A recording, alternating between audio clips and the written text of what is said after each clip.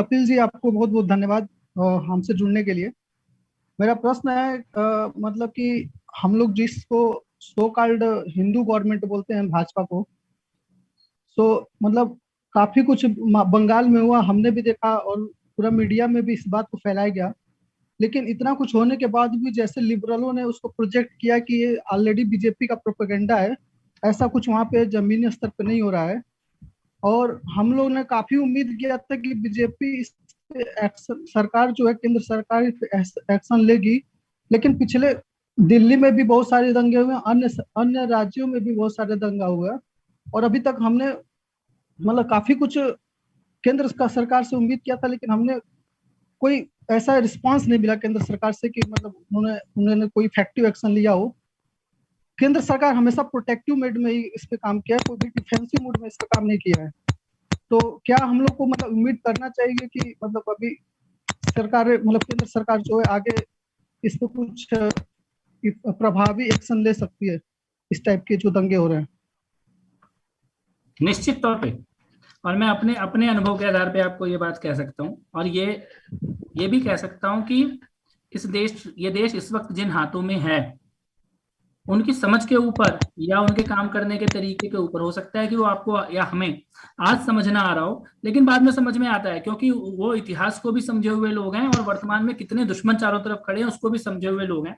दो छोटे उदाहरण आपको देता हूं मैं। पहला उदाहरण है कश्मीर में महबूबा मुफ्ती। तो जब महबूबा मुफ्ती के साथ सरकार बनी, तब क्या लगा सब लोगों को, और किस प्रकार का विचार हुआ, और किस प्रकार का मन में भावनाएं आई, और उसके बाद अंत में उसकी परिणति कहां पर जाकर हुई, और किस प्रकार से 70 साल की जो बेड़ी थी और कश्मीर की जो गुलामी थी उसको किस प्रकार से खत्म किया गया, कश्मीर को भारत में किस प्रकार से मिलाया गया, और वो महबूबा मुफ्ती किस प्रकार से आज दोनों अब्दुल्ला और मुफ्ती किस प्रकार से बंद करके जेल में सिसक के रह गए, और कश्मीर में पत्थर तक नहीं चल पाया एक। तो लेकिन वो एक प्लान था, वो एक लंबी लंबी, तो पहले दिन देखते हुए ये लग रहा था कि जैसे कितना बड़ा आघात हो गया विचारधारा पे या सोच पे या समाज पे, जब सरकार बन रही थी वहां पर पीडीपी के साथ। तो इसीलिए मुझे लगता है कि ये विश्वास कि जो लोग कर रहे हैं वो करना जानते हैं, और उनको लक्ष्य भी मालूम है, और बड़े से बड़े लक्ष्य को हासिल करने से पहले सोचने वाले नहीं है, झिझकने वाले नहीं है, रुकने वाले नहीं है, लेकिन करेंगे उसको इस तरीके से कि वो पूरा हो, केवल होता हुआ दिखे, मतलब उछल कूद ज्यादा हो और परिणाम कम हो। मेरे को लगता है कि आज का भारत का वर्तमान नेतृत्व शायद परिणाम लाने वाला नेतृत्व है। दूसरा उदाहरण मैं दिल्ली के दंगों का दूंगा।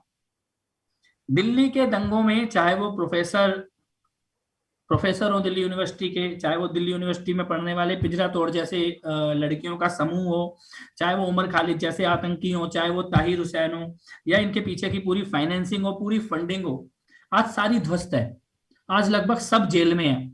आज उनके पास ताकत नहीं बची है कुछ भी करने की इस देश के खिलाफ। उनका एक एक चीज फांडा फोड़ के सामने आया हुआ है। किसी भी देश, इस देश में पिछले 70 सालों में दंगों के खिलाफ इतनी निर्णायक कार्रवाई आज तक नहीं हुई किसी भी दंगे में, जितनी निर्णायक कार्रवाई दिल्ली के दंगों में हो रही है। और एक एक अपराधी जेल के अंदर डाला जा रहा है, सजा मिल रही है उसको, और आगे के लिए वो ना कर पाए, उनकी सारी फाइनेंसिंग, उनकी फंडिंग का पूरा नेटवर्क ध्वस्त किया जा रहा है। ये कोई चमत्कार ही है कि इस देश में कांग्रेस सरकार के जाने के बाद से देश के बड़े शहरों में कोई आतंकवादी हमला नहीं हुआ।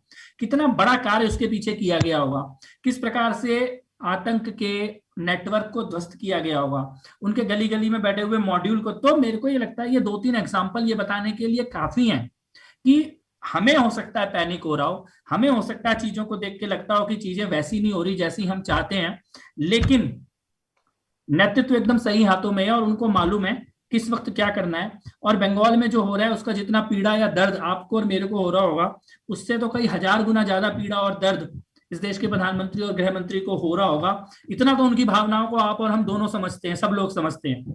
तो इस पीड़ा को कैसे निपटाना है, इस पीड़ा को जड़ से कैसे खत्म करना है, बंगाल को कश्मीर बनने से कैसे रोकना है, मुझे लगता है शायद हमारे मन में तो चिंता होगी, लेकिन वो तो उसका चिंतन भी कर रहे होंगे और समाधान भी रख रहे होंगे। जी।